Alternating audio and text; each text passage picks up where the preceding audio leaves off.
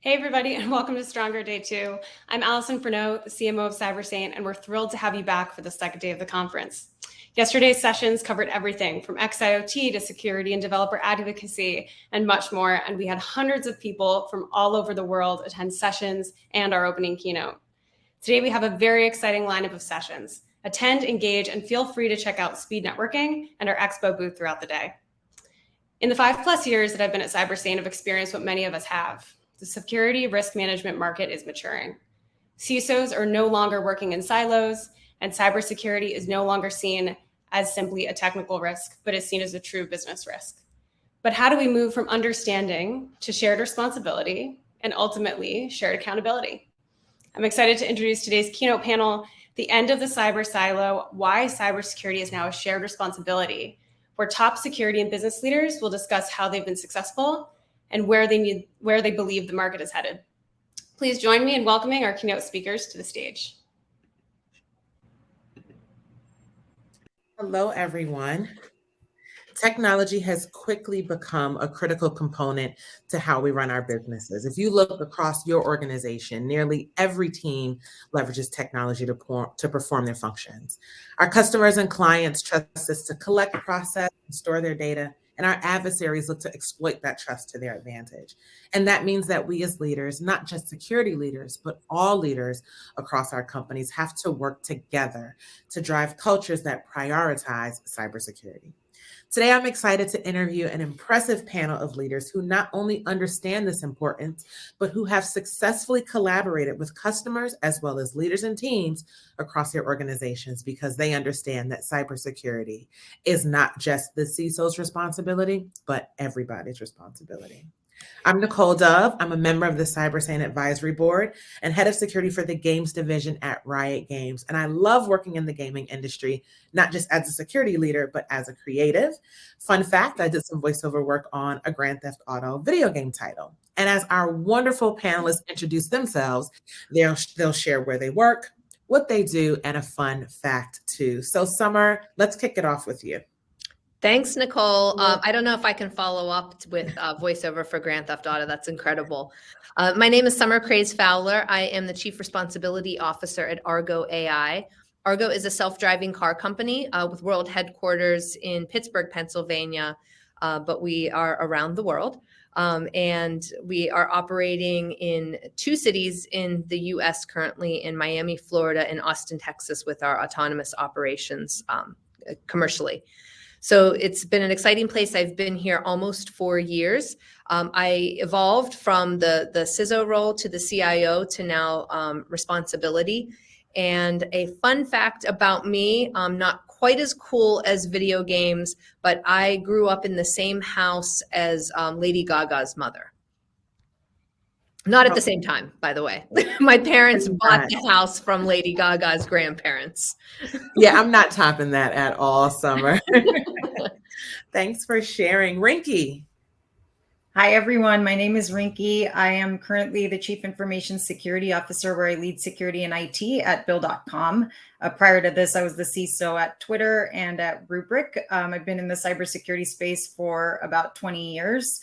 A quick fun fact about me, my daughter and son both went to the same elementary school that I went to. And so all in Cupertino, where we still live. So can't top Summer or Nicole here, but that's my fun fact.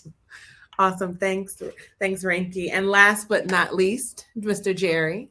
Hey, thank you. I hate doing these things, especially going last, because you're always, there's no way you can top the people that go in front of you. My name is Jerry Layden. I'm the CEO of CyberSaint Security. Really happy to be here today. It's funny, when they ask you to do a fun fact, you start thinking about your hobbies, your dogs, all different things. And I was talking to Allison, and she said, well, you always tell this story, you've been in IT for so long. And so all right, I'll give it. I don't know if it's just bad judgment on my part, but anyway, I've been in core IT for over 20 years, and then in cyber for the last 4.5.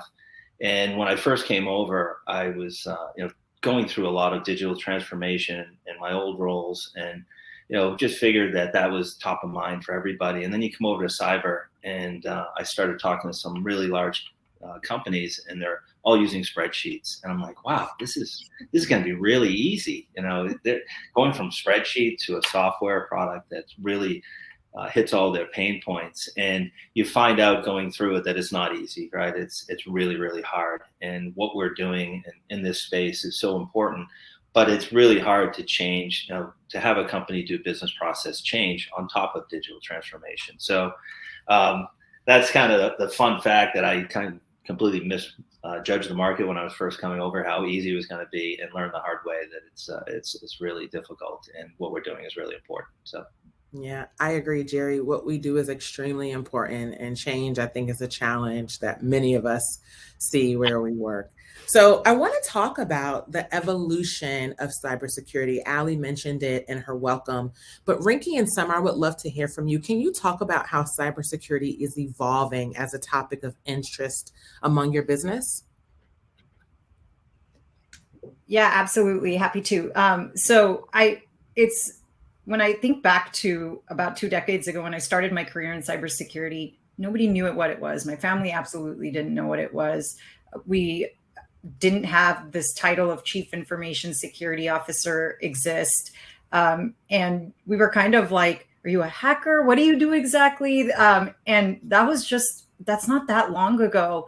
And now you hear about cybersecurity constantly. Everybody knows about some breach. Kids, parents, grandparents, they all know what cybersecurity is. And it's such a critical part of the business now. It's not just this technical back office function that nobody knows what they're doing. It's a business enabler, a competitive advantage, and it's a mandate. We're seeing cybersecurity now. You're hearing that they're going to require every public company to have cybersecurity expertise on the board, and mandates like that coming. And so cybersecurity has significantly evolved.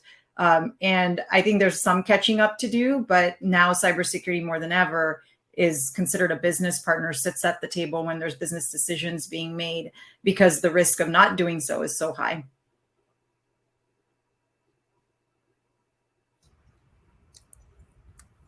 Tamara, I think you're still on mute. Of course I am. It wouldn't be 2022 if we didn't do that. I agree with Rinky. We've seen this evolution where over our careers, and probably the careers of many of you in the audience, where it started out as this mystique, right? And what is cybersecurity, information security? And now it's a part of everyday things that we're doing. And with that in mind, very specifically in my field with autonomous vehicles, we started and we live by fundamentals of safety. And I think every company has some sort of fundamental that they're living by, right? Whether it's safety of humans, whether it's something about quality or something about sales or whatever their goals are. And what we've seen in this evolution over time is that cybersecurity has become embedded in whatever that goal or each part of the business really is. So when it comes to safety, cybersecurity, safety of anything that's autonomous, cybersecurity is clearly an element of that safety. Even if I'm, designing shoes for a shoe company, and now I have to protect the IP, and I have to protect customer information and employee information, that has become something that is really embedded as a core part of all of the operations. So similar to how we see finance as something that we think about, right? Anytime you're doing an activity at work and you're thinking about budgets and you're thinking about the headcount that you need and you're thinking about the projects that you're doing and what your burn is going to look like, we're now embedding cybersecurity into those thoughts as well. Like, what is it that I need to do to make sure that when I bring a developer on, that developer, they have had the right training and that we're not going to have any data loss. So I think that cybersecurity really is becoming more and more fundamental. And if you're sitting in the audience thinking, holy cow, my company doesn't have this as a fundamental, I think you're going to see that evolution in front of you. And you can actually be a part of that. And some of that can be on the reporting that you do as a cybersecurity leader. So hopefully, as we continue to talk today, you can learn about CyberSaint and what CyberSaint has to offer in terms of reporting. And then you can also take some of the nuggets that will help you to embed cybersecurity into the fabric of your operations. No, I think those are fantastic responses. And I'm happy to hear that business leaders are starting to understand how critical cybersecurity is, not just to information security, but to the overall business strategy. But Jerry, you mentioned something a little bit earlier in your introduction is that, there are some unanticipated challenges that we're seeing with that evolution. Can you talk about some of the challenges that you're seeing leaders face specific to information security?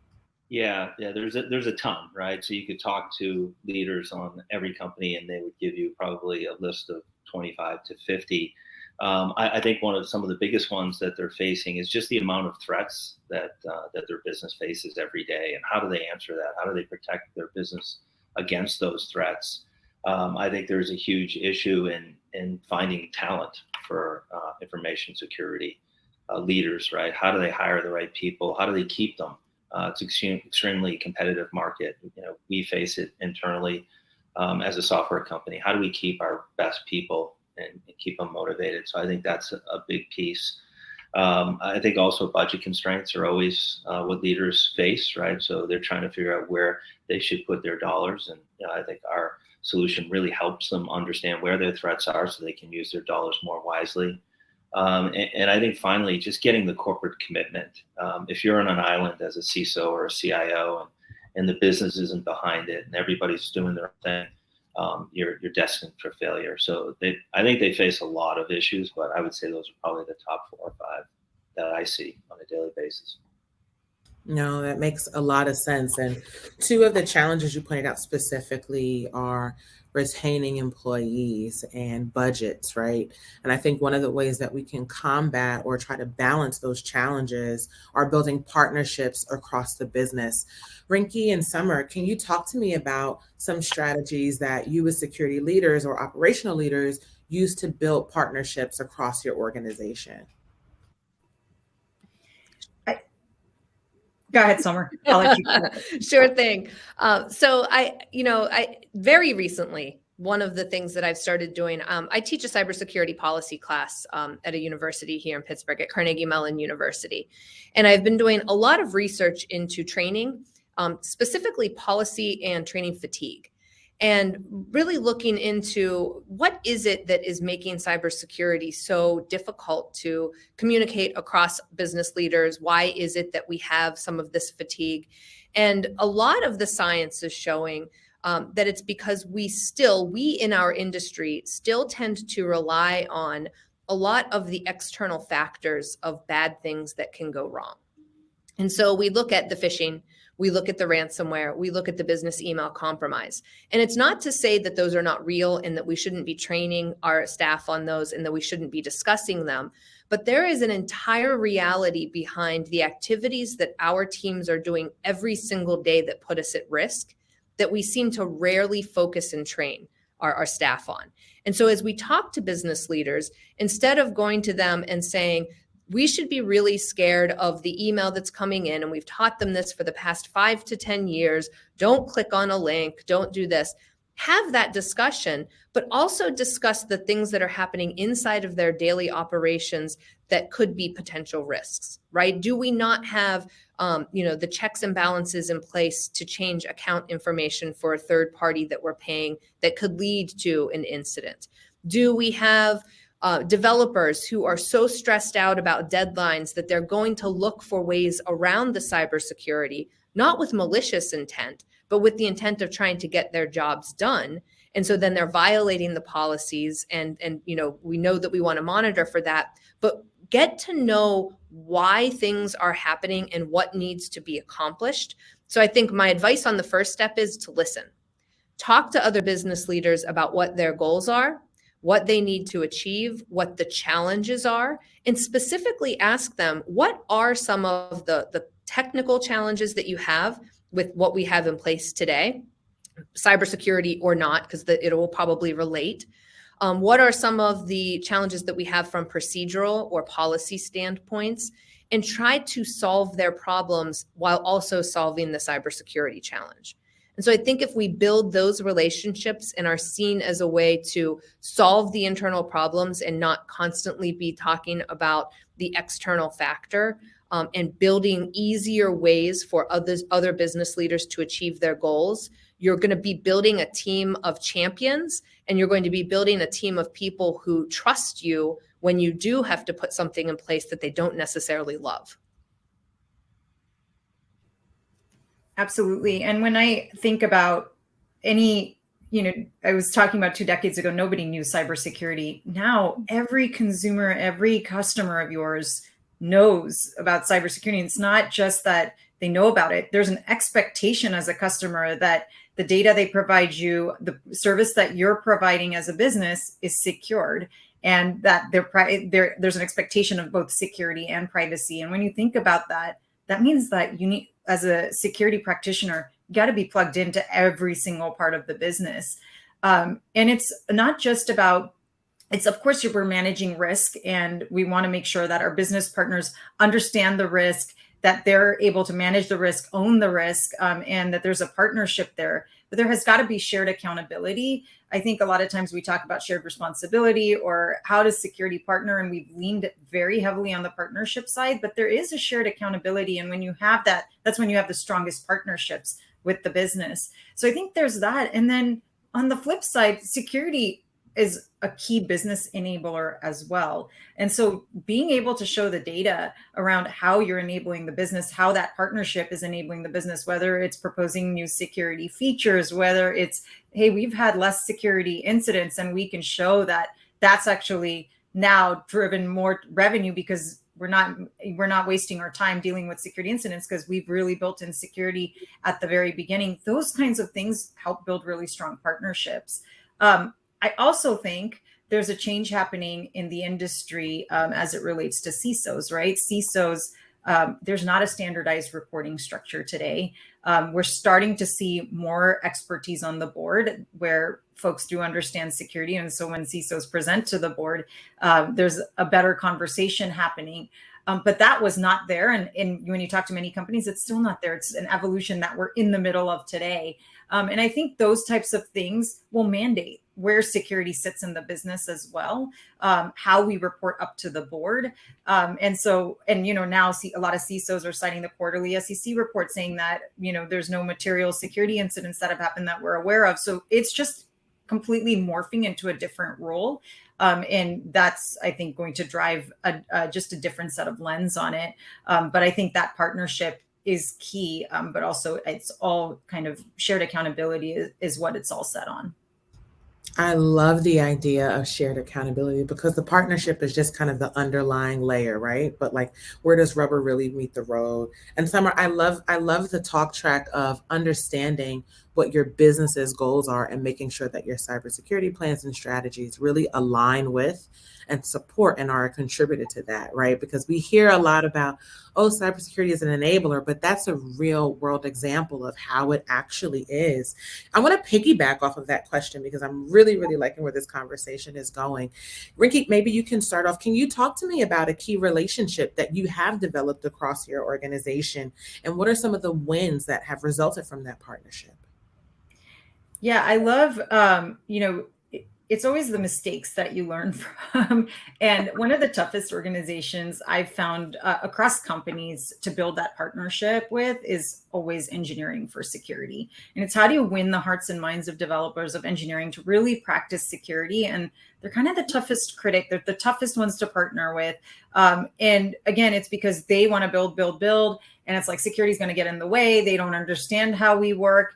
And I think being able to win that has always been kind of, it feels really good. I think there's lots of ways, right?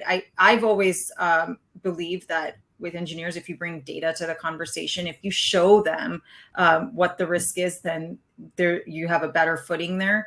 And so I know a lot of times showing them how we've red teamed or how we've attacked applications that they've built to be able to get in ways that they wouldn't have expected or wanted a hacker to get in or a normal customer to get in has always been like eye-opening that, hey, we do need to practice better security. I didn't know that was that easy to go and do. And it helps build the partnership bottoms up. I think from the top down, it's the data, right? And I know companies like CyberSaint are helping us bring the right data into conversations with the board, with our executive teams to have those risk-based conversations. And that's where that partnership is key, where it's not security getting in the way. We're bringing the right information so the leaders can make decisions and better decisions. And so I think that has been the biggest win for me is when I think about engineering organizations. We built champions programs. How do you drive that accountability and awareness down into the organization? It's the toughest one, which is why that's the one that I'm always the most proud of. I would have jumped on that as well, Rinky, but for the sake of having another angle on this, I would say learning to work hip to hip with your legal team. Because you all have the same goal of making the company successful and protecting the company and protecting your stakeholders, right? Whether those are customers, whether those are investors. And sometimes you're at odds with what the legal team wants you to do, but you can learn so much and from them. And they are guiding you on the ways to make sure that you're staying on the up and up with the data that you are collecting and analyzing around the world and what you should and shouldn't be doing. And so that partnership has really not only enriched me just as a person and as I learn more about the field, but I think it's also because of the strong relationship between cyber and legal, it really makes the company better, our products better, and ensures that we are following all laws and regulations and that our employees can trust us. I love that. The engineers are definitely hard to win over, Rinky, so I totally agree, right? And Summer, I think, the legal team is like a really, really good partner to have in your back pocket that I think a lot of folks across the organization look over. But Jerry, both of the panelists interestingly talked about how CyberSaint has actually helped kind of move the needle forward in building those partnerships. Can you give us a bit more in depth of an explanation of how the product offering from CyberSaint actually supports business and security leaders along this evolutionary journey? Yeah, absolutely, Nicole. I mean, what's interesting is a lot of the discussions we've been having today revolves around the board, right? And C-suite now caring about this. And that is a huge component to the success that we've had. Most of the prospects that we talk to where the board is involved or the CEO is involved, they're a lot more mature along that journey. They've been required to report up real data. And when CyberSaint was established, we really started going after that gap in the market that legacy GRC vendors just weren't focused on or didn't have the capability providing. And mainly they couldn't provide it because cyber touches so much of a business, it touches so many different components of a business where in the old GRC world, it's modular built and it's touching maybe one business unit at a time. And we've had some customers, so we take the approach of going and keeping it pretty simple for them. We standardize, centralize, and automate, and that has been our messaging for the last few years. And we've been a leader in the last piece, the automation piece. But everybody's in a different part of this journey, and standardizing is really the first part of it. And a lot of the old legacy applications out there are really just hard to use. And so many people who touch cyber, it's not their day-to-day job, right? So they can't log into one of these old applications and understand what they need to do. So we've allowed ease of use of our product being really intuitive for users who might only touch it once a year. We have some customers that have tens of thousands of people touching their cyber risk and compliance over a year or two period. And so that falls into, it has to be a solution that's easy to use. And we've also moved, if you look at the centralization piece of it, keeping the data in one location so they're not reinventing the wheel every time they try and understand where their risk is. That's been a key component. And there's other parts of that too, centralizing. We've had customers who hire a lot of consultants who do this work, and the consultants can only stay on for 9 months and then they wipe their laptops clean. They lose a ton of that evidence and data that they're trying to compile. So that's been a key component for our success. But really the biggest piece is the automation, right? You have thousands of people touching this. If you can take those human interaction out of it, pull third-party data in, score a control within a standardized framework or a custom framework, and then pull the evidence over, now you're getting a huge return on your investment. And that's really where we see the most advanced of our customers driving. And while we were doing that, we built a pretty robust risk register, and we've used some of our partners. And the way we've gone about building our platform has been customer giving us advice on what they need, what they see in the market, as well as some of our largest partners out there helping us develop that as well. Jerry, I think that one of the things I'd like to add to that is we spend so much time in cybersecurity doing what you're talking about, CyberSaint helping to automate, in terms of what is it that we need to show, the data being collected, the evidence being right there. And then all of a sudden it's been 10 hours in the day and we don't have time to actually look at the efficacy of the controls that we have in place. Right. So we're in this endless cycle of making sure that we comply with something and that, oh, by the way, we have the evidence to show it. And yeah, that's our cybersecurity program. Frankly, now if we can offload the bulk of this work, now we can actually focus on, is the cybersecurity program established and set up and doing the things that our company needs it to do? And that is a tremendous shift in our brain power, right. Moving from, hey, here's the evidence that we're doing what we thought we should do, to now I'm going to analyze, are we doing what we actually need to do? And it's just really, really a powerful thing to be able to shift your brain into that mode. Yeah. Yeah, being a lot more proactive, right, as opposed to reactive. Mm-hmm, mm-hmm. I love the idea of the automation around it, because I can't tell you how many times when I was a young practitioner, how much time, to Summer's point, I spent digging and finding data and scrubbing data and trying to make sense of it. How amazing would it have been to have flipped that time and leverage that to actually help the business identify and implement some feasible, reasonable solutions? Summer, I want to piggyback off of some of the commentary you just led. Can you talk to me about this from a leader perspective? Can you maybe walk me through a couple of measures that you report on as a cyber leader, and why do you actually report on those specific measures? Yeah, very specifically, and I think that over time this evolves. Right. So something I wanted to talk about with this group based on events that happened. What did we call Log4j? It was cybersecurity's worst Christmas gift, or Hanukkah gift, as it were, at that time. So one thing that we really realized was what type of asset management and coverage did we have, not only internally, but also with our third parties and with our SaaS providers? And were we getting that bill of materials to understand where we had potentially some challenges?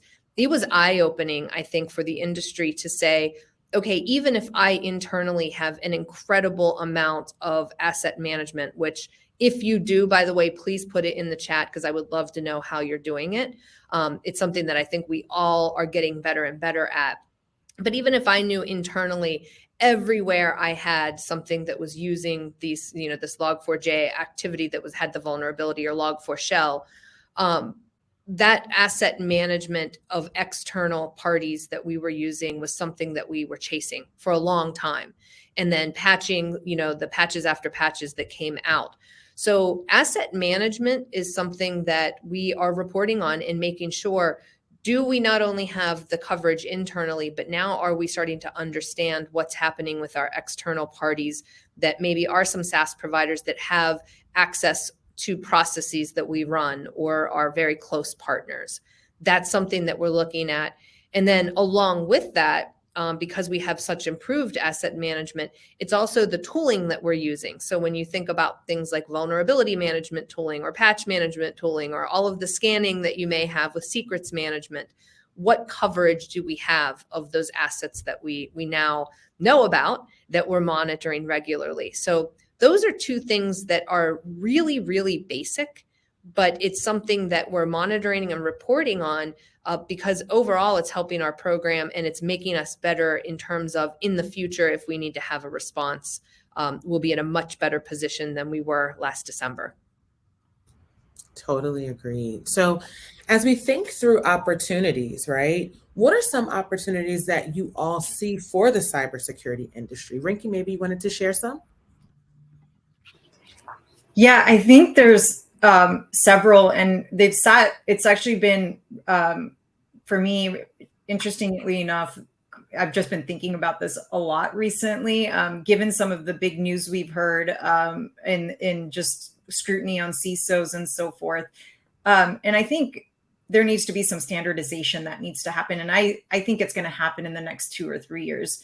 One, when you talk to CISOs, they report all over the place. You hear CFO, CTO, CIO, general counsel, and it's out of any other position in the company. I think it's like the most controversial on where it should report. It needs to stop being that way. I think there needs to be some standardization in the industry on where CISO reporting needs to go.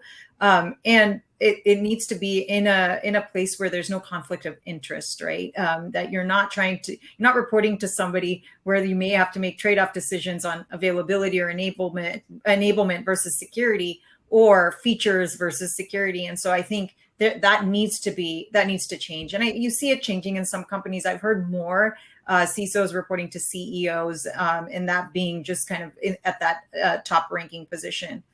The other is, depending on the company you work for, and I've talked to a lot of my peers, whether it's bank CISOs or someone in the healthcare space, retail, tech company, and every CISO has a different way or different style of reporting to the board, different metrics.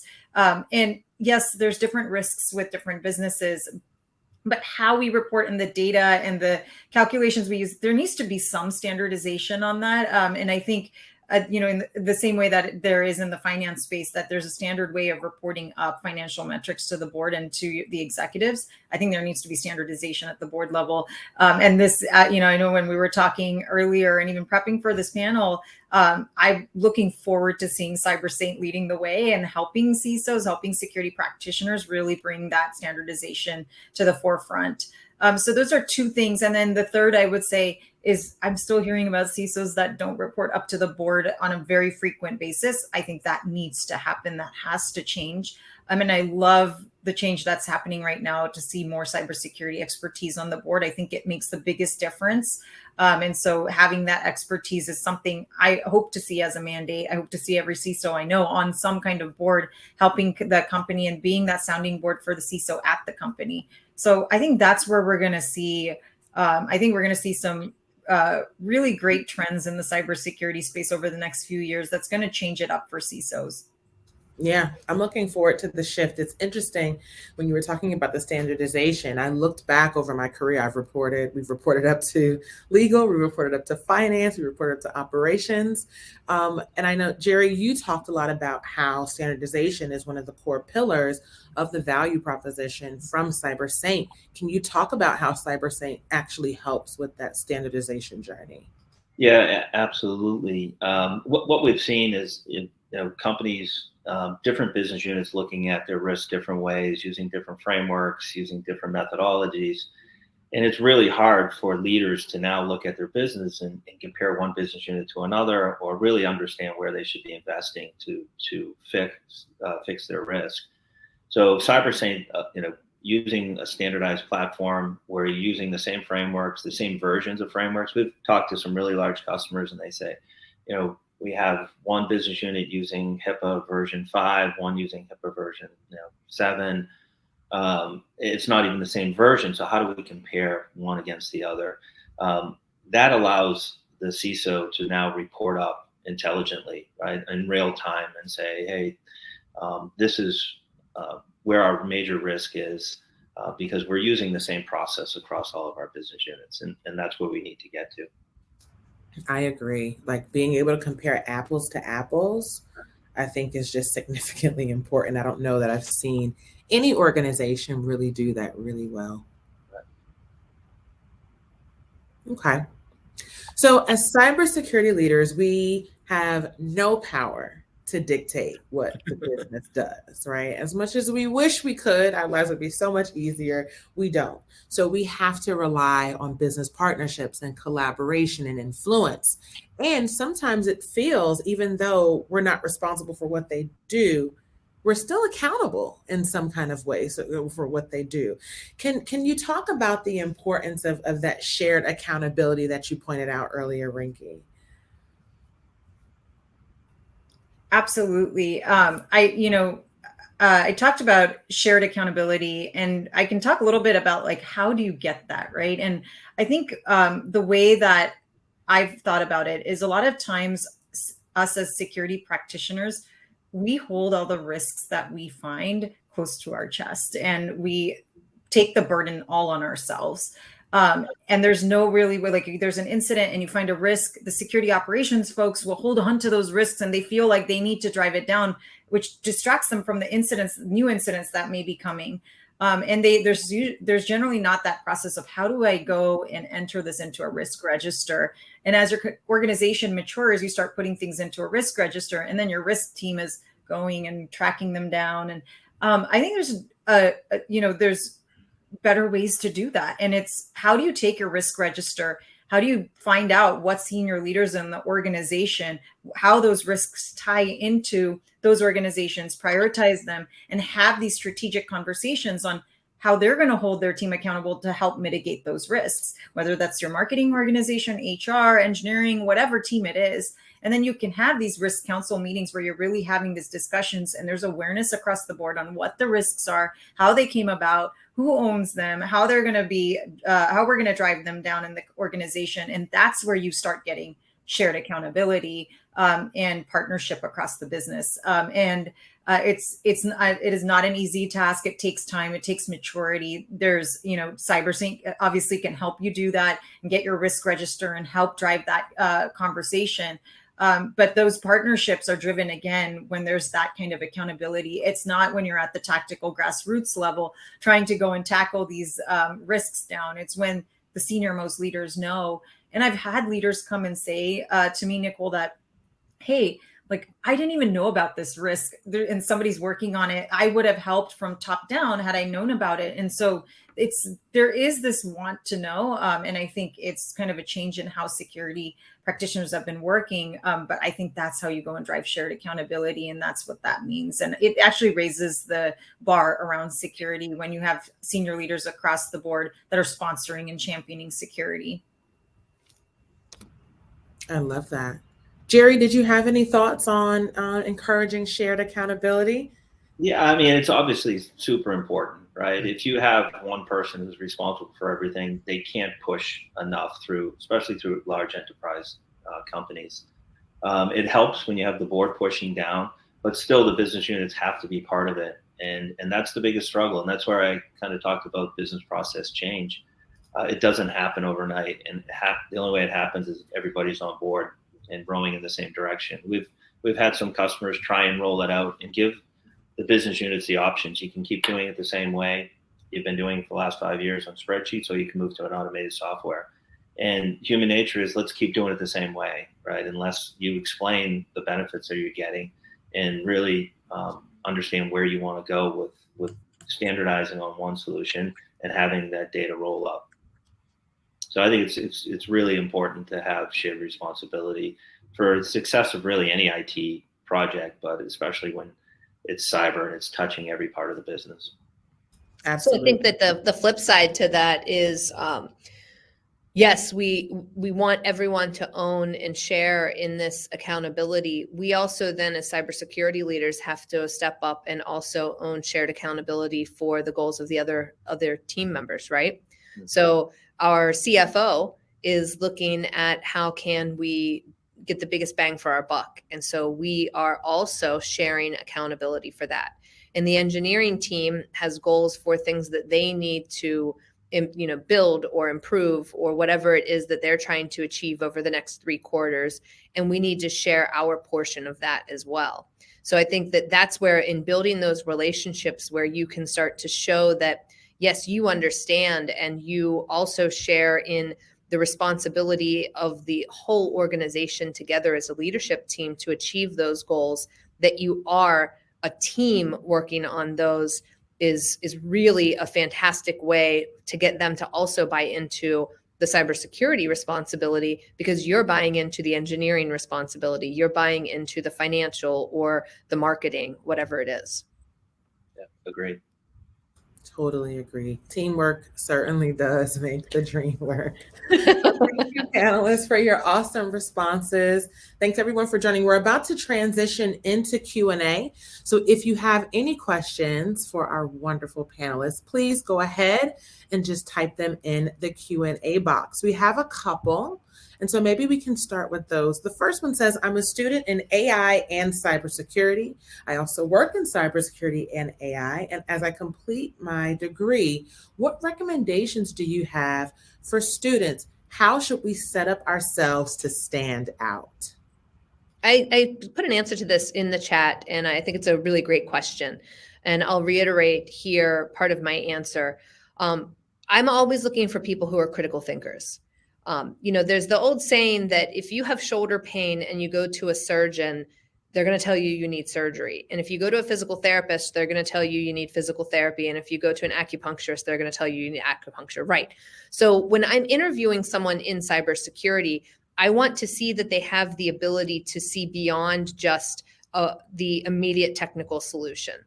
Are they going to investigate and say, well, wait a minute, is this something that we have wrong in our policy? Is this something that is a human error? And I'm looking for those people that can really distinguish themselves from just seeing a nail and thinking that everything around them is a hammer. And so that's something that I would say if you're being interviewed, when you're asked a question, it's fine to ask some questions back to understand more about the ecosystem, so that you're giving an answer that is thoughtful. Yeah, and if I can add to that, I think, I always say this, and it's not just in cybersecurity, but it's any role, but like, just make sure you're finding a role that you're passionate about, because cybersecurity is huge, and you could do some really cool AI work for a cybersecurity product company. You could go work for a security operations team. But like hiring managers, I know me, I love it when people are passionate about what they love to do, and it's contagious. And if you don't know something as you're going through interviews, it's fine to say, I don't know this, but this is what I do know, and this is what I'm interested in. And that authenticity will stand out as well. I think talking about those projects that you loved and, how you could apply those are going to be best served.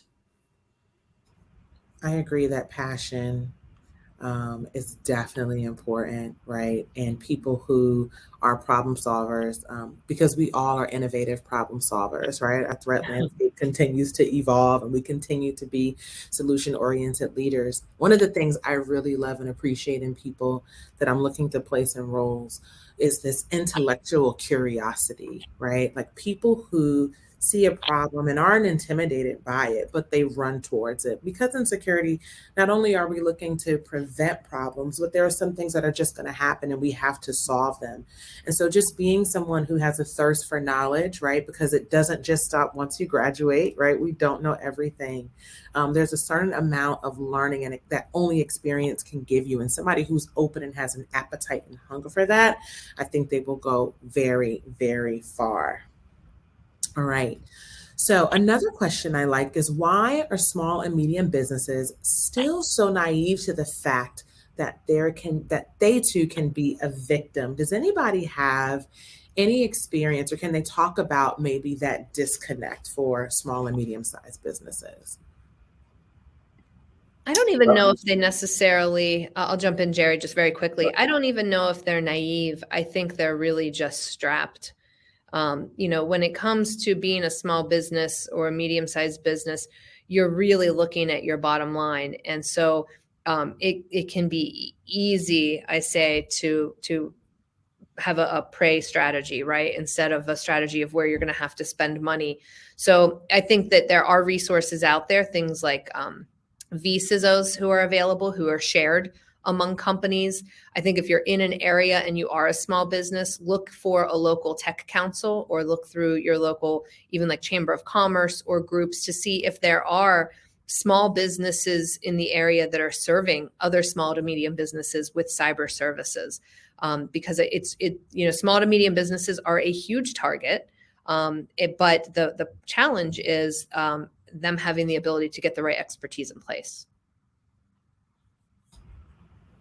Yeah, Summer, I was going to jump on that. Very similar response. I agree. And I think the small businesses are so focused, they don't have any people. They're doing multiple things anyway. And that's the last thing they probably think of. I think the medium businesses are saying, well, there's so many other businesses out there.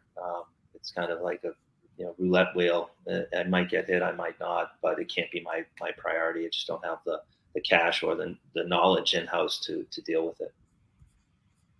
Yeah.